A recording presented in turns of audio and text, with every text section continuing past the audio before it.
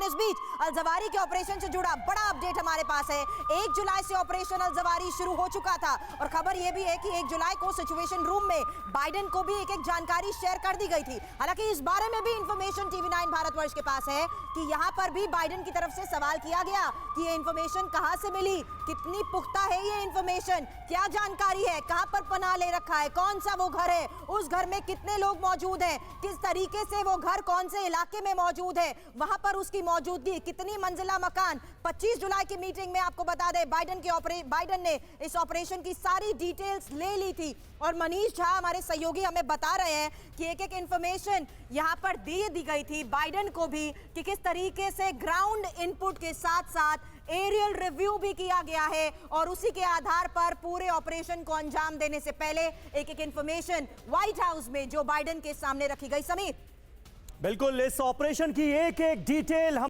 बस एक कॉल कर सकती है आपको कंगाल। खाली हो सकता है बैंक खाता। कैसे? देखिए मेरे साथ, जागते रहो सिर्फ मनी9 पर। अभी डाउनलोड करें। हम आप तक पहुंचा रहे हैं क्योंकि ग्लोबल जिहाद का ये जो आका था ये ढेर कर दिया गया और निश्चित तौर पर अमेरिका की ये बड़ी कामयाबी है। लादेन के मारे जाने के 11 साल बाद अमेरिका को यह कामयाबी हासिल हुई है। 9/11 के 2 अपराधी, सबसे बड़े अपराधी कर दिए गए ढेर, लेकिन अल जवाहिरी का मारा जाना यह पूरी दुनिया के लिए संतोषजनक खबर है क्योंकि इस आतंकी ने, ये जो ग्लोबल आतंकी संगठन बनाया था अल कायदा, इसने दुनिया के कई हिस्सों में सिरदर्दी जो है लोगों की बढ़ाई हुई है। किस तरह से आतंक को बढ़ावा दे रहा है दुनिया के अलग अलग हिस्सों में अल कायदा, ये हम सब जानते हैं। क्या ये सिलसिला रुकेगा या फिर लादेन के बाद जैसे अल जवाहिरी आ गया था वैसे ही अब कोई और आ जाएगा और ये आतंकी संगठन पुराने तरीकों से अपनी गतिविधियों को अंजाम देता रहेगा? ये बहुत बड़ा सवाल है। अफगानिस्तान में अल कायदा, तालिबान राज आने के बाद अल कायदा को पूरी आजादी मिल गई थी, ये माना जा रहा था और अब पक्के सबूत हमारे सामने। तालिबान के सलाहकार की भूमिका में अल कायदा था। देश के दक्षिण और पूर्वी हिस्से में अल कायदा की जबरदस्त मौजूदगी थी। संगठन के कोर मेंबर फरा और हेरात में मौजूद हैं, इसकी भी पुख्ता जानकारियां समय समय पर सामने आई। देश के उत्तरी हिस्से में पकड़ बनाने का इसका पूरा प्लान था, पूरी प्लानिंग थी और उस प्लानिंग के तहत अल कायदा अपनी गतिविधियों को अफगानिस्तान के अंदर अंजाम दे रहा था। मौजूदा वक्त में अल कायदा के सैकड़ों लड़ाके, आप कह सकते हैं सैकड़ों आतंकी अफगानिस्तान के अंदर ही मौजूद हैं। बांग्लादेश, भारत, म्यांमार और पाकिस्तानी मूल के ये लड़ाके हैं, ये जानकारी भी सामने आई। तालिबान के साथ मिलकर ऑपरेशन को अंजाम देते हैं ये लड़ाके, यानी तालिबान और अल कायदा का ये बड़ा गठजोड़ नजर आ रहा था अफगानिस्तान के अंदर और उस गठजोड़ पर भी करारी चोट की है अमेरिका ने। कैसे पता चली लोकेशन, ये बड़ा सवाल है जो आपके जहन में भी आ रहा होगा। तालिबान के हक्कानी नेटवर्क को जवाहिरी की लोकेशन पता थी, ये जानकारी सामने आई है। अल जवाहिरी की लोकेशन तालिबान हक्कानी ने शेयर की। यह बहुत मुमकिन है क्योंकि आप देखिए इस वक्त इंटीरियर मिनिस्ट्री का जिम्मा कौन संभाल रहा है अफगानिस्तान के अंदर? सिराजुद्दीन हक्कानी, जो कि खुद एक ग्लोबल टेररिस्ट है। पाकिस्तान ने अमेरिका को जवाहिरी की मौजूदगी की जानकारी दी, इसके पूरे आसार हैं।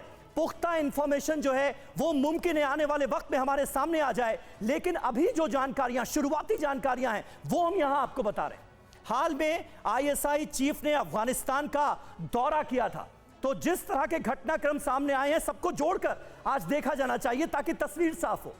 कर्ज जाल से छुटकारा पाने के लिए पाकिस्तान ने जानकारी साझा की, इसके पूरे आसार नजर आ रहे हैं।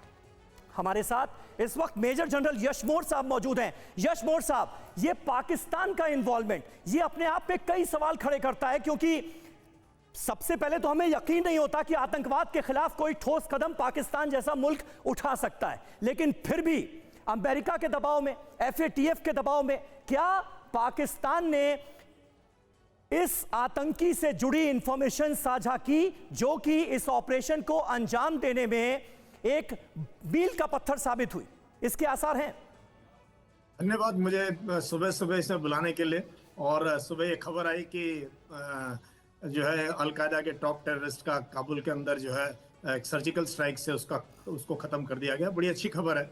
मैं पाकिस्तान पे आऊँ इससे पहले ये बता दूं समीर, इस टाइप का जब कोई बड़ा ऑपरेशन होता है, जब ग्लोबल लेवल का कोई टेररिस्ट को निकालना है, और ये बहुत सारी एजेंसीज इसमें इन्वॉल्व होती हैं, और इसमें तालिबान के भी कुछ लोग होंगे जिन्होंने खबर दी है या उनको पता होगा ये होने वाला है।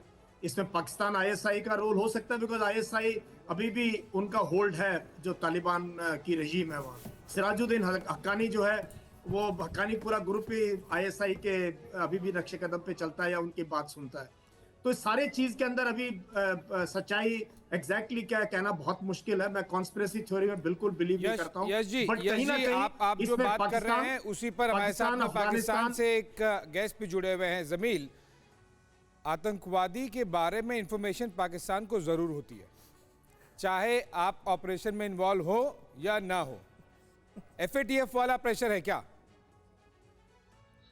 नहीं, देखें, इसमें एफएटीएफ का तो कोई रोल नहीं है, लेकिन एमल जवाहिरी जो कि एक बड़ा दहशतगर्द था, जिसके ऊपर लाखों लोगों के मारे जाने के इल्जामात थे, उसकी हवाले से यकीनी तौर पे जो इंफॉर्मेशन शेयर की गई। देखिए, आप ना दो चीज़ों को अभी अगर आप समझने की कोशिश करें, जैसे अफगानिस्तान में इस वक्त जो दाखिली उमूर हैं वो हक्कानी ग्रुप के पास है, और हक्कानी ग्रुप से यकीनी तौर पे पाकिस्तान के जो ताल्लुकात रहे हैं यहाँ, उसके हवाले से जो डिटेल है तो वो किसी से ढकी छुपी नहीं है। देखिए, अगर हक्कानी ग्रुप को और उस सारे मामले को आप कनेक्ट करें, और उसके साथ साथ जितनी आसानी से और जितनी खामोशी से अमेरिका अफगानिस्तान से वापस गया था, सारे लोग कह रहे थे आप सफाई दीजिए, तब तक एक बड़ी खबर बताते हैं दर्शकों को। क्या आपने भी खरीद लिया है गलत शेयर?